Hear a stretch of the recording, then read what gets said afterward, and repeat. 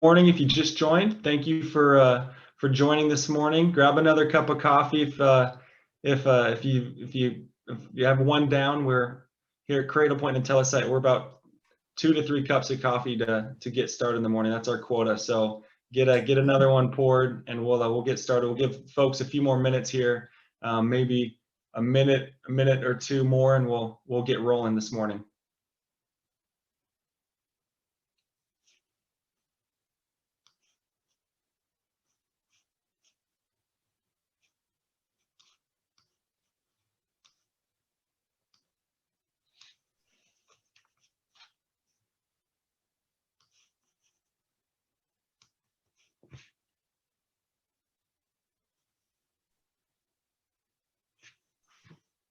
Okay. Well, let's get started. And as folks join, they can kind of jump in. But what I'll do, my name is Dylan. I'm with Cradle Point. I'm going to kind of be our moderator, host, if you will, today to keep the conversation going. Thank you for those of you who joined us, and for those of you watching the recording. This is being recorded, so whether you're on live right now, you can go back and rewatch this, or rewind and watch at your own pace. And then for those of you watching the recording, obviously you know what to do. But appreciate you being on. What we're going to talk about today for the next 45 minutes or so is this is an educational opportunity, right? So this is meant to be really a snapshot as to how you can leverage IoT in the real world, right? In your organizations. That's what we're going to talk about. Cradle Point and IntelliSite, how we can kind of work together in the solutions that we have to really assist you. And so that's the goal for today. For those of you on live, we really encourage you to ask questions. There should be a Q&A feature that if you don't see it, hover over that bottom bar and there's a Q&A little chat function. Please shoot questions out as we go, and as we see them, we'll make sure to answer them. And if we don't get to them during the presentation, we've reserved maybe 10 to 15 minutes is what we're hoping for at the end to make sure to get to those. So again, Dylan Lukehart with Cradle Point. I'm going to introduce, we have two special guests with us, Brian and Eric from IntelliSite and Cradle Point respectively. I'm going to give them a couple seconds, couple minutes to introduce themselves, and then we'll kick it off and go to the agenda. So maybe Brian, maybe we can start with you, and then we'll pass it over to Eric for quick intros. Sure thing, Dylan. Thanks for the introduction. And so I'm the regional sales director for IntelliSite, and from 20 years of experience in the surveillance, access control, security markets, IoT markets, analytics as well. Happy to bring a presentation to you guys that is really going to be, I think, exciting and eye-opening in some aspects to what we can do as IntelliSite. So thank you for having me. Excellent. Thank you. Yeah, thank you. This is Eric Lund. I lead our efforts for the Southeast region, which is everything from Delaware down to Florida and a few other states. I've been in IT, telecom, and networking for about 30 years, spent a lot of time at some carriers, including way back when with PSINet. I was actually at Bell Atlantic before it became Verizon.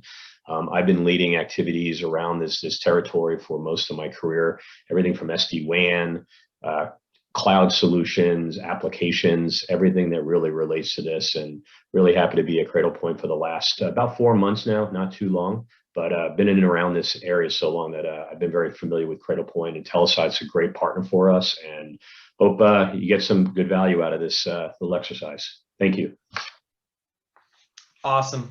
Brian, Eric, thank you both. So buckle up, everybody. We're going to get started here. We're going to jump to the next slide. And so I guess we're going to jump to the 2 slides forward. Here we go back. So great. Let's talk about what we're gonna cover today, right? Again, this is an educational opportunity. Hopefully, our goals and objectives for what you guys walk away with today is just a better understanding of, one, what IoT is, right? So we're going to talk a little bit about Cradle Point, a little bit about IntelliSite, some of the history and where our roots, right? Where our roots have led us. And then we're going to define what IoT is. I think IoT is one of those things, if you ask 10 different people, you might get 10 different answers for really what IoT means and what it means in an organization, in the workplace, right? So we're gonna set the table with that. And then we're going to transition into really what IoT applications are relevant, right? Talk about some success stories in really in the Northeast and with Cradlepoint and IntelliSite specifically, but we're hoping that gets the wheels turning a little bit with different applications and different use cases within your organization that maybe you haven't thought of, or maybe your pain points that you're encountering that are taking precious time and resources, right? And really something that IoT can alleviate, right? Connected sensors and cameras and so forth. We'll get into that. And then we're going to get into technologies that are accelerating IoT, right? LTE, 5G, and the like. That's really creating this wave and generating additional momentum into the IoT space. And then lastly, we're going to cap it off with how IntelliSite and Cradlepoint together can help, right? Our turnkey solutions powered by Cradlepoint that IntelliSite has done so well for so long, right? For years and years now. Not new to this space, as I think it's something I've heard is IntelliSite has been involved in IoT before it was cool, right? So leading the edge in innovation in IoT for the last decade at least, and in smart cities and in smart organizations, and so we're looking forward to covering how we can be of assistance and be here to help you, guide you through this process. Okay. So this is a cool snapshot. So what this slide is, just a brief history and overview. You see two timelines here. I'm actually going to start on the bottom timeline. That is the Cradlepoint timeline, just some relevant dates or occasions. So Cradlepoint was founded in 2007, and we really kicked off our partnership with IntelliSite late 2012, early 2013. That's when the journey began, working in lockstep with IntelliSite. And just in a few short years of working together, IntelliSite was actually awarded Cradlepoint's Emerging IoT Partner of the Year, which is a pretty awesome achievement, I think, in a few short years of working together, right? With all that they brought to the table and wrapped around the Cradlepoint connectivity endpoint, they were really standing apart from the crowd, and I think that's in the Cradlepoint world, but I think in the industry more so, which was very impressive to see. And that was kind of the foundation. That was the first domino, with many wins and successes to follow and after 2015. So lots of success in that gap, right? These are just a few of the many important dates and occasions. But fast forward to 2020, Cradlepoint was then acquired by Ericsson, which hopefully many of you may know, which is exciting to Cradlepoint, exciting to the partnership of IntelliSite and Cradlepoint and what we bring to IoT, because that means we have more resources. We were really able to pour gasoline on the fire, right? We hang our hat on IoT, we hang our hat in LTE and connectivity and the wireless WAN. So with the acquisition of Ericsson, it really helps us to propel that story and that initiative. And then bring us to now. We actually just launched our complete 5G portfolio, which is exciting and relevant to IoT because that's one of the accelerating technologies. We'll talk a little bit about that in this presentation, but that's what leads us to now. There's never been a better time to jump in. If your organization, I'm sure you're using and leveraging IoT to some degree at some standpoint. And if you're not, there's never been a better time than now to jump in. So I will pass it over to you, Brian. I think you're going to cover the top timeline from the IntelliSite perspective. Yeah, thanks, Dylan. Very good points. 5G has exploded and really allows us to even do more than what we were doing before. But similar to Cradlepoint, IntelliSite has been supplying solutions to numerous markets for many years. Originally in the industrial sensor and the safety and security sector where we started out. It really was 2014 when we began to build and hone our UIG to be one of our core differentiators in the marketplace. The Universal IoT Gateway, or UIG we call it, is one of our core products. Allows us to actually step ahead of the competition when offering edge-based solutions and flexibility to our clients. We're also saving them large capital investments in infrastructure and utilizing our SaaS and SCaaS subscriptions. We coined the term SCaaS as Smart Communities as a Service, but that really expands into smart spaces and all the smart things that we're doing. So we're going to get into that. And then starting in the early 2020 era with investments by DFW Capital, IntelliSite acquired a Deep Vision AI company. It's actually Deep Vision AI and Broad Sky Networks. So Deep Vision allows us to offer our own true AI and computer vision and modeling software. So that really was a big step for us in 2020. For us to, we had been working with Deep Vision, but to acquire them and have our own in-house AI is a very key factor.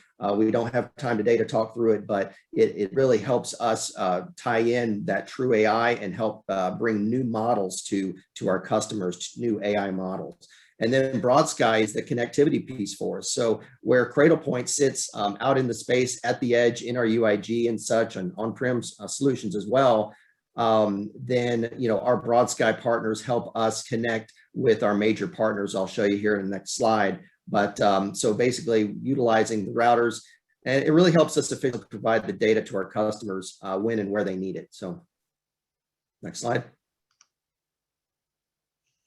Yeah, and similar to let's see, yeah. So if you look at the top, the importance of our product partners is paramount. So these technology partners are instrumental in our robust product solution set. So we use, if you look at it from the Dell and NVIDIA components for our compute in our UIG and on-prem solutions, basically we need that GPU power to run our AI models and bring in the IoT sensors as well. So the Cradlepoint routers provide the routing and the access points needed to our customers as well.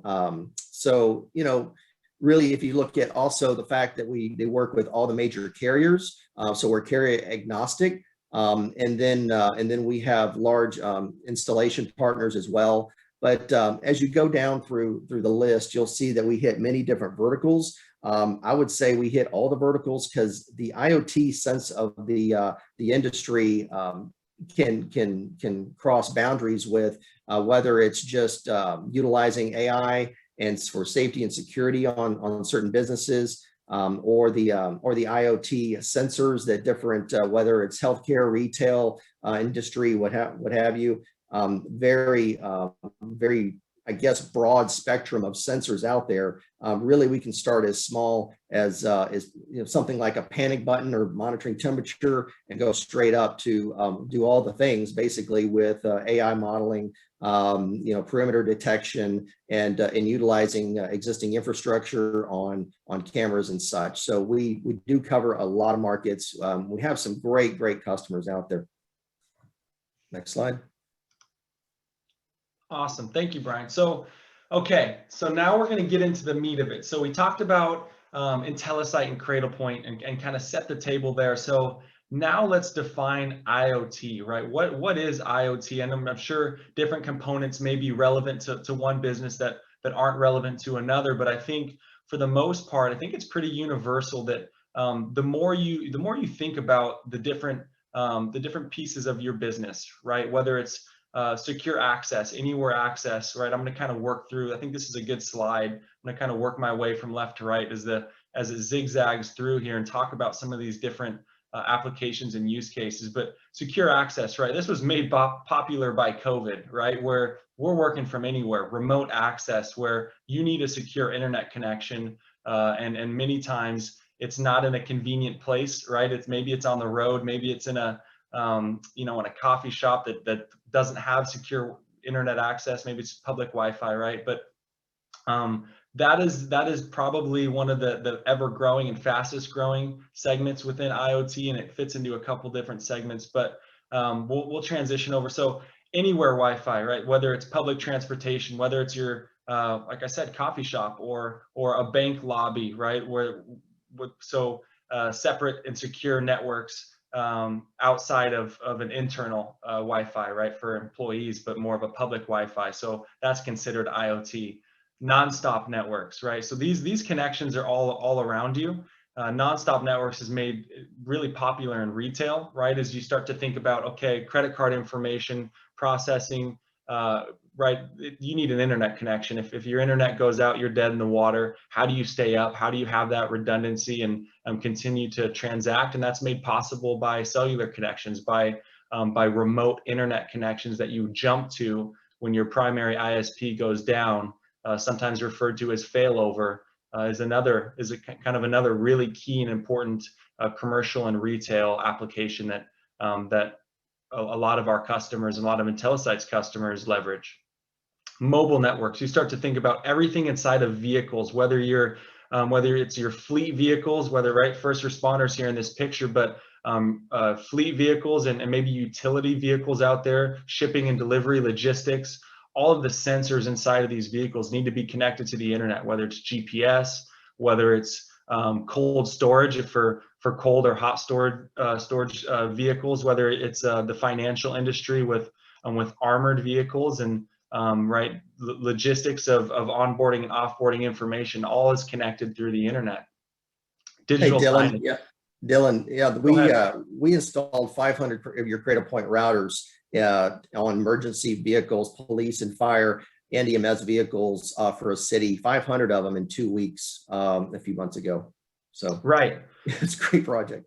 Yeah, right, and it happens right, and it's very interesting because there's large deployments like that, right, that you guys do very well, and then there's small deployments where maybe right, an organization may have 5 to 10 vehicles that are out there, maybe a utility company, right, maybe you have vehicles where it'd be awesome and make an organization's life a lot easier if they had internet connectivity in those vehicles, so that those employees and their tough books or whatever they're using to manage and access their data, they can do it out there in the wild, right, out there on the road. We see a lot of that happening. Also, the data from the vehicle itself as well through the OBD2 ports and such. Right, exactly. So, and then smart cities, right? Everything out there, from traffic cameras to street lights to surveillance cameras, right? There's so much license plate recognition. There's so much out there that's being connected, and we're seeing more and more every day. And then working our way, I'll accelerate the pace here a little bit because we have so much meat I want to get in. We're going to get into here in the presentation, but everything inside the branch, right? You see Whataburger here. There are so many different use cases within the branch office, from quick serve restaurants pictured there to financial to healthcare to everything in between, and then true IoT, right? This is the true IoT in its purest form. This is kiosks. This is remote surveillance. This is sensors. This is things inside of big box grocery stores that route tracking the shoppers and the different routes they take and how long they spend in different aisles, right? And so that there's a lot of exciting things and unique things in that bucket. And then we talked a little bit about machine-to-machine kiosks and so forth. So hopefully that gets the wheels turning, as I mentioned, and starts to define what IoT truly is. And now I'm going to pass it. I think, Brian, I'm passing it back to you to talk a little bit about where IntelliSight plays within these, right? And then we'll jump into some use cases. Thanks, Dylan. So, and you were right before. So IoT and such covers so many different areas. But if you kind of break it down into kind of a higher level, there's so many things that we can do, but there's core needs of customers that when we have these initial discussions with our public sector, enterprise clients, you name it. We really generally start with one of these 3 concepts. It's not uncommon for us to be engaged, for instance, with 2 similar type customers. Take retail, for example. So where one has a need for exterior surveillance and accurate alerting with video verifications or panic buttons, say, while the other retail customers requesting retail analytics such as occupancy, heat mapping, curbside pickup, and wanting that data. In addition to those requirements, we also supply small to large enterprise customers with Wi-Fi solutions, as you mentioned, Dylan, backup and redundancy to ensure their transactions can continue, because that's you got to make money, right? So the transactions are very important, and have that backup is great. And then basically having a conversation with us about your requirements and options tends to be more conversational. and educational, so that we can really ensure that we understand the core needs, and also help show you the really the roadmap to to the other possibilities out there. So that's usually how we approach things. So next slide. Kind of getting into the meat of really hopefully showing the possibilities. Again, for the sake of time today, I'm just going to hit on a couple of them per slide for the next few here. But starting with healthcare, we continue to see requests for thermal screening and kiosks. That really tends to be what they're interested in. For now, many hospitals are testing our HBM, or human-based monitoring or heuristic-based monitoring pedestals to replace systems that maybe didn't work that they tested last year. So people are still either in the testing phase or getting geared up for the next situation that might occur, that they might need those temperature kiosks or monitoring systems. And another common use case for healthcare, really, if you think about all the critical systems that they have, is that equipment, whether it's a backup sensor to the existing systems. I know a lot of customers out there have temperature control systems and such, but to really monitor maybe other areas of that system, or as a true backup to that, as well as getting the data on the dashboards, which I'm going to show here in a little bit, is key for them to really have that sense of security and knowledge of that the systems are running like they should. And if you really look at it from a hospital perspective, occupancy is another big one in say like emergency rooms, where we can use visual AI data to count people in an emergency room, and then and bring that to our Deep Insights dashboard to show you and give you the data and say, okay, here's the peak times for occupancy, or also look for other security breaches and things like that, or drawing boxes around regions of interest for certain areas that you don't want people in. So just a couple use cases there. Hopefully, kind of reading through that slide, you can see the possibilities there. Next slide. So looking at the retail, like I kind of mentioned previously briefly, is that there's a lot that we can do with retail that maybe your typical, call it surveillance contractor or manufacturer cannot do. But here's quite a few use cases here. The hotspots, really the Wi-Fi hotspots, and queue management has really been a big one for us. The backup with the 5G routers with Cradlepoint, actually with POS, has been a huge one as well. And really, if you kind of think about what your needs are as far as the customer experience piece of it. If you're looking at queue management, if people don't have to stand in line, or you can know, and you can look at even historical data and say on a certain time of day or day of the week that we need to ramp up, we have that visual data as well as the occupancy data to kind of work with. So next slide. And then for exterior applications in Telesite, we can take a more proactive approach than the common surveillance camera and NVR system that you may have. By utilizing our D-Vision AI models, we accurately classify the objects as a car, truck, bicycle, or person. And that's really the hard part, was really classification of the objects. And then we apply the rules. So we can apply the rules for perimeter detection, loitering, license plate recognition, and many, many more. During the initial COVID months, we successfully deployed a project for one of the largest retail customers in the US. And we were giving them accurate data for perfecting their curbside pickup. They wanted to jump on top of it, make sure their customer experience was up to par. So we were giving them the graphical and visual data and alerting and alarming to them to, if it took more than, 20 minutes, 30 minutes.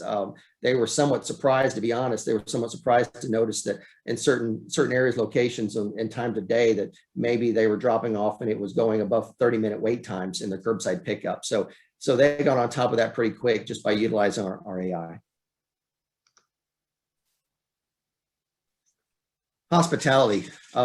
This one, quite a few. If you think about hospitality, really they have a lot of needs. So, it's just the nature of the business and the type of building that it is. So they've got, whether it's parking, retail, security, smart spaces, but we currently see requirements for panic buttons right now. Unfortunately, it's a hot button. And for stationary and wearable panic buttons, but the safety of the patrons and their staff is priority number one for them. So that's a big one. The 5G POTS line replacements, we see a lot of that as well. Additional Wi-Fi hotspots in certain areas that are they're lagging. And we also see a lot of parking garage monitoring for occupancy. We can do a lot with existing cameras or replace certain cameras to give you a good, accurate count for certain, whether it's all the levels, certain levels for certain areas, such as disabled parking and valet parking areas and things like that. So you can get real-time information, graphical. We've got many different ways. I don't think we have time today to show you all the dashboards, but really putting that in a data format that you can see and quickly utilize for efficiency is going to be important for you. Also, cold storage, pool temperatures, air quality, license plate recognition, maybe even utilizing LPR, license plate recognition, for VIP clients. We kind of see a lot of different customers that have different needs and want to try new things. So those are some of the biggest use cases we see. Brian, and I just want to jump in. I won't take much time, but I hope that those of you on the phone or tuning in here I hope it's as surprising to you as it is to me. As the more we look at these all of these pictures, and it's crazy, some of these examples and use cases. Soil moisture monitoring, right? I would have never thought about that, but it's like I said, there are more and more applications popping up every day, right? Opportunities to streamline within an organization, within a business model, right? Looking at bathroom, toilet flushing, ghost flushing, right? Ways to minimize and mitigate wasted movement, so to speak, right? And so it's really exciting. I think it really is eye-opening to me the more we talk through these, and I hope that it's doing the same thing for those of you on the call. Another key point to think about, and that I know there's a lot of people out there that are thinking, wow, that's a lot of cabling, that's a lot of wiring. What's the cost to do that? Again, we don't have a lot of time to talk about the sensors today, but please, give us a call. Let us know. We can kind of walk through those with you. Is that the sensors nowadays are really battery operated. Batteries will last years, and we're taking temperatures and such. So they're really just, some of them are truly stick-on sensors in different areas. Motion-based sensors, you name it. It is amazing to me, the battery technology and the ease of installation. So if any of you guys out there are hung up on maybe the installation cost, give us a call. Let's talk through it, because that's a key. I've seen that question pop up in other meetings. So talking about smart spaces, this could be office buildings, high rises, anything. Everybody's got, let's say everybody, but there are a lot of offices out there. So a lot of things come along with the changes that happened last year, right? With people moving spaces or trying to utilize their spaces and be more efficient at it. Some corporations and enterprise customers and such have large amounts of maybe have expensive systems to monitor room usage. However, with our visual AI and just one camera, with the right analytic behind it, we can count people and occupancy in real time. Temperature sensors can be placed in critical areas for additional monitoring in these spaces, as well as if you look at it from an equipment perspective, HVAC side of things, vibration, voltage, amp draw, for predictive mechanical failures. It really, again, the conversations can go deep and wide, actually, with the types of sensors that we can monitor. But those are some of the key ones. But smart spaces has really come around, and giving those the deep insights information back to our customers has been key. Hey Brian and Eric, quick question that came through the chat, talking about wireless, right? So in reference to wireless, what carriers or when it comes to Cradlepoint and Telesite, are there specific carriers, cellular carriers, that from the connectivity component that we work with? Maybe I'll pass it to you, Eric, if you want to take this one. Yeah, I was going to get into that a little bit more after a couple more slides, but any carrier really works. I mean, the three primary ones, obviously Verizon, AT&T, and T-Mobile. I mean, they're out there. They've got coverage across the country, especially with the coverage layer of 5G. And depending on where they are in the cycle, they're actually deploying the other two layers that are coming about as part of it. So, and then there's other ones. I can't even think of the names of a lot of them, but pretty much any carrier that's out there, I know that the solutions that we're talking about will work over their networks. Mm-hmm. Yep. Well said. And those carriers have been fantastic partners with us. When everybody's working towards the same goal, the customer wins. So it's been a great, and we have relationships with all of them, just like you guys do. So it's been great. And then next slide real quick, I'm just going to brush over this one, but gosh, large venues are like a small city as well. I mean, there's so much going on in these venues. I don't know if we have any on the call today, but there is a lot we can do with, whether this might be a good time to bring up some of the things we're doing with a lot of cities out there for traffic monitoring and pedestrian monitoring. We have an analytic that can watch for near misses. So we calculate speeds of cars coming up to an intersection and look at, crosswalk, pedestrians crossing the crosswalk. And if those two shall meet soon, or if there was a very close call, those are labeled as near misses. And it's really good, important information for venues and cities and such to know that type of information. So really, again, some of these use cases here for equipment monitoring, space, retail, these large venues have it. So I think, Eric, I'm going to pass it back over to you. No, thank you. So just now we've talked about a few use cases, not a few, many. Typically it's anywhere you can't get wires. In the past, everything was about where you can bring wires to, where can you bring wired connectivity. It's now about, it doesn't matter about the wires, power, everything works off batteries wherever needed. So it's really about what 5G is bringing to the table. In the past, it's always been more of a two-dimensional approach. Everything's been voice and data. It's really been about the consumer, the personal use. People do some hotspot type connectivity, but it's really not been possible for the real business application. 5G, as it's coming out and rolling out more and more, every day, it really brings a much more business focus to what you're doing. I mean, some of the benefits just at the top end, I mean, you're getting a 10 times decrease in latency. That makes real-time applications more possible. Video, all the monitoring, blood pressure. I mean, we talked about a lot of hospitals. I mean, there's a lot of stuff that had to be more real-time, which you just weren't getting previously. You get 10 times more throughput. I mean, the top layers of spectrum are going to be between 1 and 3 gigabytes of download speed. And I'll share that in a second. And then overall, 3 times peak data rate. I mean, it's just everything you can think of coming to fruition now is what's making all these applications possible. So, I mean, I always think of one thing, it was an example. Actually, we had a customer call us a couple of months ago in the morning. They said, hey, it was actually an aquarium. They had to move a shark whale. They called us in the morning and said, hey, I got to move a whale. Anyway, and while we're moving the whale, we didn't think about it previously, but we need to monitor via video this whale as we're moving. So it's sticking a big giant whale in a truck, a giant semi, to move it. Well, they called us, and fortunately, one of our people in the area happened to have some devices they can use. He was able to get them a device that day. They were able to turn it on with a carrier, and they were able to now, when they move the whale, broadcast real time the whale while they were moving it over the internet. So that way their doctors and people can actually monitor the different aspects of the whale while they were moving it. I mean, it's just stuff like that you wouldn't think of, but now it's being made possible. You can jump to the next one. So what 5G really does, it's bringing 2 additional layers into the spectrum, which we haven't seen previously.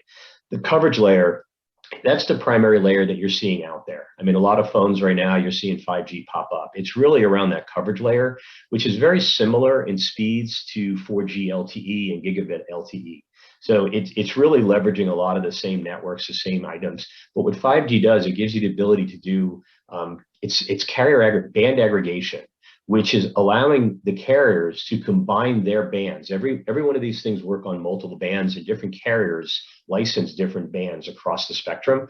They are able to now, within a carrier, combine bands to increase the throughput and the speeds of what's being delivered to the end user, the device or whatever it is at a different place. So the coverage layer really gives you that. And that's the area that has the widest coverage. The frequencies are lower, so you have the best propagation through buildings, through territory, through coverage across the board. And this is really where you're seeing all the carriers really playing today. I mean, that's really what they're doing. The capacity layer, which is a different level, T-Mobile, for the most part, really dominates that layer today.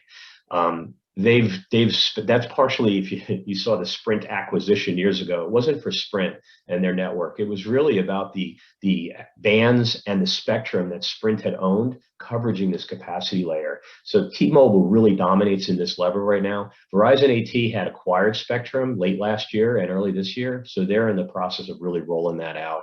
And then the top, the high capacity layer, Verizon is typically currently the leader. When I say leader, it means they've got the most spaces. They actually have about 60 markets. AT&T has about 35 of the top markets out there, and then T-Mobile is not as strong there. Now, millimeter band, the top one, it's 24 gigahertz. For those that maybe understand a little more technology there, 24 gigahertz is a very small frequency. It's not going to get that building penetration. So in order to truly have coverage there, it's got to be a lot of antennas. It's got to be almost line of sight, pretty close, to truly get that coverage that you need in the technology. You know, one thing nice about the solutions that are provided by our companies combined, you know, we have the antennas that go along with the modems and the carriers and everything, that you can maximize the best coverage possible to get the best signal strength. And that's something that IntelliSite will definitely work with you to help make sure that we're having the right coverage and the signal strength to meet the applications that you need. So you can skip on to the next one. Eric, real quick before I jump forward, please.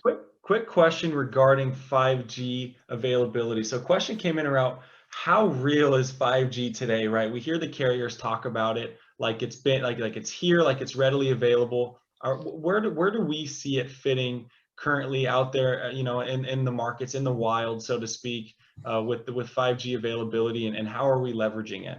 So let me give you some examples. So the coverage layer is pretty much spread across the country right now. I think you're going to be hard pressed to find markets where you're not going to see some level of 5G. And it's really that coverage layer that all the carriers, all three of them, have really rolled out. That mid-band is where you're starting to see, it's starting to pop up. And I'm going to give you an example. It's actually near to IntelliSite's location there. In Charlotte, one of our partners that we work with, they actually went out and they were doing an analysis of who has the best coverage at a brewery within Charlotte market. There is probably a couple hundred breweries within the Charlotte area. It's a very big, popular place for craft beers. Well, they went to 39 different breweries and they tested T-Mobile's mid-band coverage. And they ranked them and rated them across the board. And some of them were down with maybe 30, 40 megabit download speed from a wireless standpoint. The winner was Divine Barrel. They actually were getting 392 megs download speed at their location, leveraging the 5G capability between the carrier, our modems, and the solutions that IntelliSite provides combined. So it was a very impressive thing that they were doing. Verizon is in the process of testing their mid-band, and we put some of our devices working with Verizon. We were testing in Stafford, Virginia, which is just a couple hours north of all of you, with the North Carolina area. They were seeing about 400, 500, 600 megs download speeds within that capacity layer. So it is here, it is real. It's going to be a while, I think, before you see truly high capacity coming out, but the mid-band is really rolling out now, and coverage layer is absolutely everywhere. Excellent. No, great insights. Thank you, Eric. All right, I only have a couple more to talk to, so just to give you an idea, you can just click a couple times. Oh, we lost a slide there. Did you miss the performance? Did we miss a slide? That's it. Did we? No, maybe we reordered. No big deal. This just talks about how the bands are going to actually coexist. So I know that Brian went through all the different use cases, and you can see them spread across here in different versions, from smart cities, public transportation, healthcare applications, monitoring applications. They're going to all coexist. So you're going to see them out in the place, and most of the solutions that Cradlepoint has devised, they will work across the layers. We do have some devices that are, well, they'll pretty much go up in layers. So they all start in the coverage layer. Some will support capacity layer, and some will go into the high capacity layer. So we do have devices that work with all the layers. The least one deployed right now is that high capacity layer. That's where you're going to see some extremely high throughputs.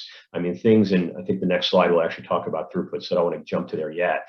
But this just gives you a broad coverage of the different applications you can see. And again, Brian really covered them in detail, so I don't think I need to cover that now. Now flip to the next one. This should be there we go. This is what I thought was next. Talking about how it's doing, you know, when you look at this chart, it might look confusing, but the coverage layer, the US is probably much further along than many of the others. But looking at the coverage layer, you can see that's really all cellular combined. That's across everything. That's where you're going to see LTE, 4 gigabit LTE. And what we're trying to show here is the left side is really talking about speeds, and the right side is really talking about the latency that you're seeing. So that's really just across everything today. The coverage layer with low band 5G, the expectation is you're going to be seeing between 60 and 100 megabits download. However, in the US, currently 71 is the current average that you're seeing across the board. So it's definitely faster than the LTE that you're seeing, and it's really bringing up the speeds. Going to the mid band, that's the capacity layer. The expected downloads are between 500 and 1.5 gigabits. Today, average speeds are 183 to 300. That's average, as I mentioned. We have seen with T-Mobile, like I mentioned in that brewery bake-off, 392, and then with Verizon, we actually saw about 600. So very strong, potential there. And as the solutions deploy more and more, everyone's using them more, I think you're going to see a lot higher speeds. The high capacity layer, it's not rolled out as much. Verizon does have several locations that they're still out there, and the average speed right now is 793. That's across it. That's compared to the expected potential of 1.1 to 3 gigabits. So, and this is also as of September 2020. So the data is a little bit older than you think, but also look at the latency. I mean, the latency just continues to drop over time compared to what you're seeing today in the market, where you see 36 on the left chart. You can see it's moving down 8 to 12, 8 to 12, and 8 to 12. It's really 5G really improves the overall throughput and performance that you're getting, making these use cases possible. So you really see a lot across the board with 5G and the potential. If there's any questions, if not, I think I turn it back to Brian, and he can talk about how we might be able to help you out. Yeah, there's one question, Eric, but maybe I'll save it for the end here, just so we can bust through these. But it's around 5G availability. But I'll save it here for the end. Okay. Yeah, we just want to throw up thanks for that, Eric. So a couple of case studies real quick, just to kind of get an understanding of, what people are actually doing out there. This was a supermarket chain on the West Coast, and they rolled this out quickly, efficiently, just really doing the point of sale backup like we talked about, for the WAN as well, and for handhelds for the customers and the employees to work more efficiently and for that customer experience. So this is a perfect example of where a Cradlepoint is a key player in all of the IoT space, and for us in the Wi-Fi as well as the connectivity. It was an awesome job for us. Next slide, please. Yeah, and then kind of on a different spectrum is the cold storage. So this was a project last year, and we could probably imagine, the importance of keeping certain products cold and such, from vaccines and you name it. But really efficiently putting in a system that will monitor and give the data for the customer. So not only are they using it as with our deep insights and our dashboards to see real-time data and have that historical data for regulatory requirements. So a lot of people forget about, for regulations, what do you need? What is the data you need to be able to pull that back up, export the data, and show certain people that, hey, you're meeting those requirements, get them off your back. Let's get down on the road, get down the road and move on. So that's what Deep Insights and IntelliSight can offer. Next slide. So, bringing everything together with the AI and our computer vision, we talked about many different use cases with the sensors and really the efficient installation of those sensors, enterprise management. So, what we're doing is really, and it's a slide here in a couple, that we're bringing all those insights back to our deep insights middleware of sorts. Really that's where our middleware resides in the cloud. So we're putting all those deep insights together, then we're serving them up on a URL for our customers to be able to pull up at any time, whether that's video feeds, the data, the graphical data. We actually customize the dashboards for our clients. So, in a widgetized format and such. And you can have as many of those as needed for the sensors that you have. And then really manage the services as well. So IntelliSite can also, from a upfront cost to, I mentioned the SaaS and the SCAS models as well. So we can offer that software or solution as a service and give you a 1, 3, 5-year contract and manage all those sensors and UIGs and AI models and such for you for many years for a small price every month. And really make sure that you're always up to speed, that you're getting what you need, and everything is being monitored as well. We're not going to talk a lot about today, but we also have 2 remote monitoring centers that we can bring, that we can send alerts to, that will call, roll the trucks, call the police, call you as a customer, and make sure that you're alerting, the alerts are getting to you in real time. To make sure that you're not missing anything. And then the best in class with the connectivity and Cradlepoint, like I said, has been a fantastic marriage with what we're doing. That is huge for our clients. I mean, it's all about the connectivity. Without the connectivity, your data is just sitting there at the edge. So that is huge for us. Next slide.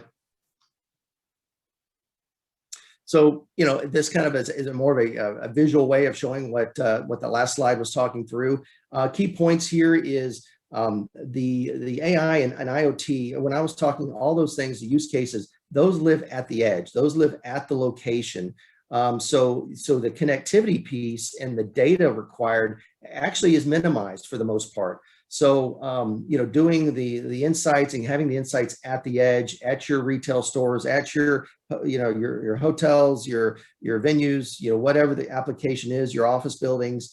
But you want to get that data, at your home, on your laptop, on vacation. No, I'm just kidding. But at the same time, like, this is important for us to understand, because there's competitors out there that will try to send streaming video to the cloud. I'm not going to get into it, but there's a lot of situations that can occur where you can miss whether it's the data or the video, or you don't have the frames on the video and such to do enough width for the AI.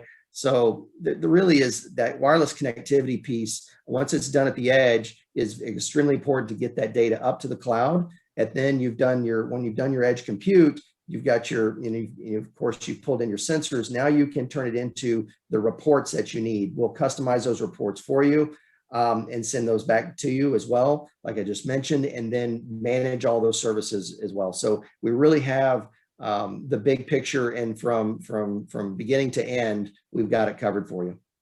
Next slide. So I kind of mentioned the cost, the predictable cost being that we have many options. We can customize a quote for all of our customers, depending on whether you have the capital up front, you want it as an OpEx expenditure over many months. Whether you want to pay for installation up front, and then the services on a monthly basis and such. So we can help you make those costs predictable for you. Of course, I just mentioned the turnkey end-to-end type of solution set, and then also the roadmap. So many of our customers start out with 1 or 2 locations and kind of call it as a test of sorts, but they quickly realize how much more they can do with just adding more sensors, pulling in the streams from existing cameras, and adding AI analytics to that stream and doing it right there at the edge. And then, of course, with a bundled solution and the connectivity piece, bringing in Wi-Fi options for the customers has been huge for us as well. So we've got it. Next slide. And then I think this is one of the last slides here. So I've mentioned this before. I kind of wanted to really show you guys an example of what a dashboard could look like. we've got all, I mean, if there's a graph to be had, we can put the data in a graph, in a pie chart, in a bar graph. For any of you customers out there that have a network operations center or a security operations center, whether you have a high rise and you have that security control room where you want to be able to show, okay, we've got our cameras, live views, what have you. Now you can fill a monitor up with, alerts and such from your different sensors, from certain analytic pieces that you've added to your streams. This is just one of hundreds and hundreds of examples that we can come up with. We actually do customize the dashboards for you. So for the sake of time, I'm going to wrap it up and pass it back over to you, Dylan. Awesome. Well, thank you so much, Brian and Eric, and really appreciate that insight. And I think that's hopefully for those of you on the phone, as I've mentioned a couple times, this is really getting the juices flowing and the wheels turning. There are a lot more, and there's a lot more detail that we could dive into, right? But with this short time here in the morning, hopefully kicking off your Wednesday, this was a good snapshot as to what IoT is, right, and what it can be within your organization. And what we'll do here for the next 8 to 10 minutes or so, I've seen a couple questions come through the chat. Thank you for those of you that have submitted those. I'm gonna cover a couple of those, and if you haven't submitted a question, maybe you have one, now's a great time. Throw it in the chat, throw it in the Q&A section there at the bottom of your screen, and we'll make sure to answer those. But real quick, so really two questions I have. One of them, Eric, came around the 5G portion that you were covering. So specific to rural areas, so this person, so they don't have 5G available in all of their locations, right? How do they leverage IoT? Is it still, is there a pathway, I guess would be kind of my spin on the question. Is there a pathway for them or a plan for them if they don't have 5G available in some of their locations to leverage IoT?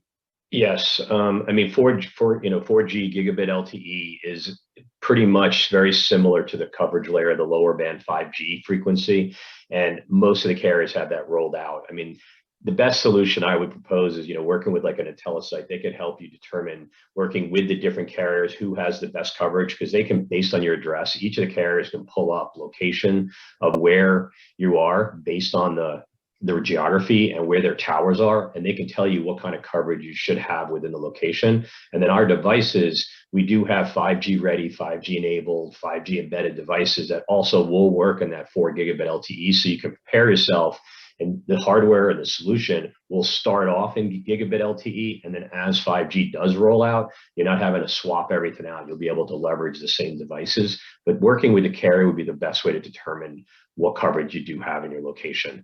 And a company like IntelliSite can go across all the carriers. If you just call Verizon, they're going to just talk to you about Verizon. If you call like an IntelliSite, they can really help you working to understand who is the best carrier for my geography, and they can help you with carriers. One thing nice, all of our devices, they're all but one, which is really not a 5G device, they're all carrier agnostic. So you can actually standardize across your different locations with one device. And then you could have different carrier SIM cards in them so that they'll work regardless of where you're at, and you're not having to mix and match devices. Right. No, that's great. Thank you, Eric. And so now jumping, and Brian and Eric, this question, this may be for both of you. So this question's around developing countries. So I know that, right, going global is popular now, right? And it's accessible now with technology than ever. What about going global? So in applying this kind of solution in developing countries, do we have experience in that? Is that something that we're seeing with maybe organizations either headquartered here in the States or maybe headquartered internationally with leveraging these solutions? Yeah, so we are a global company. We are, obviously a larger portion here is in the US and North America, but I want to actually kind of back up one step, because it actually answers two questions with the global piece of it. If you're an organization that has multiple offices, and some are in other countries, developing countries, what have you, to understand that, we did some education, and I'm learning as well some of the 5G terminology and antennas and what's going on there. So I love to work with Cradlepoint and learn more about that. But is that, our solution, because I've hit on this, but it's because it's at the edge, where we've developed our RSU and then our UIG now And then the way that we're doing the AI and IoT sensors and all the inference at the edge, we run on 2G, 3G, LTE. I mean, we run perfectly on that. We don't necessarily need 5G. And I'll explain and quickly is that, you know, we're just sending the data points, the metadata from those cameras, from those sensors. Only if you peer into a camera, maybe would you stream a little bit. But even then, it's not critical if the connectivity is just, if you're a little out of range, you have that one bar, what have you look at it. It's still critical to understand that the data is there for you, and that we can resend and retry to send that data if there's a connectivity issue. So that is not a problem in pretty much globally, as long as we can get a little bit of pipe out to get that information out. Does that make sense? What I would say, from a standpoint of the devices themselves, Cradlepoint, we are a global company as well. We're actually owned by Ericsson, as Dylan mentioned earlier. You know, they're one of the global leaders in 5G deployments across the world.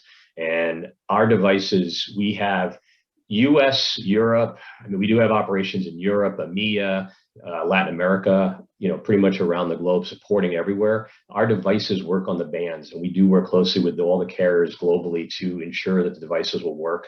So I don't, depending on the country, will depend if our devices may have been certified or not certified. Sometimes they certify them. We typically certify them against standards that each country has to define in order for something to work on the wireless network. So we typically get certified that way, not necessarily a carrier themselves to certify us. It's more about that we'll work on their networks. And we do continuously expand our market presence in countries constantly. So that's what I could, you know, share, that I know that we do work. I can't say how many countries today. Maybe Dylan, you know that answer. I can't speak to it, but I've seen deployments in probably well over 100 different countries, you know, so far. So I'm not sure how many others are out there or which one specifically, but if you do have one specific, feel free to reach out. We can, you know, look it up and find it. We do have North America devices, Europe devices, Asia devices, Latin America. I mean, because the bands that they operate in are different. So we do take care of that, and we develop according to that. Right. Right. Yeah, and we're adding countries to the list every day, right? I think that's something that, you know, that's really the theme, is the momentum shift is really driving progress and growth in the States and internationally, as we're speaking of. And Eric, you mentioned reach out to the team. That leads to kind of a great segue into the last question here. We have just a few minutes left, and I'll address this question: is how do you get connected? So, you know, what teams are local in your area to drive the next step of the conversation? If you have questions, you see Brian and Eric and myself, you see our email addresses listed here for questions that you may have and didn't have time to ask, that we didn't have time to answer. Please reach out to the three of us. Again, Brian with IntelliSight, Eric and myself with Cradlepoint. Eric heads up. He has a complete team there in the Southeast and specific to the Carolinas and surrounding states. And then Brian covering the patch as well from his standpoint, from the IntelliSight side, and the sales team and his support staff. We have answers, we have resources. We don't expect you to know all the answers. Leverage us. If you think that there may be a fit within your org, please reach out to us. We'd love to get you the information you're looking for, and how we can add value, right? And so that's kind of my closing statement. For those of you on the watching this recording, reach out to us, let us know. For those of you that were joining us live, thank you so much for being here. We hope it was value to your morning. We wish you well for the rest of the day. Thank you all for your time, and go out there and make something happen. We appreciate you all. Thank you, Brian and Eric, for the time and for your guys' insights. Thanks so much. Appreciate it, everybody. Thank you. Thank you, Dylan. Thank you. Take care.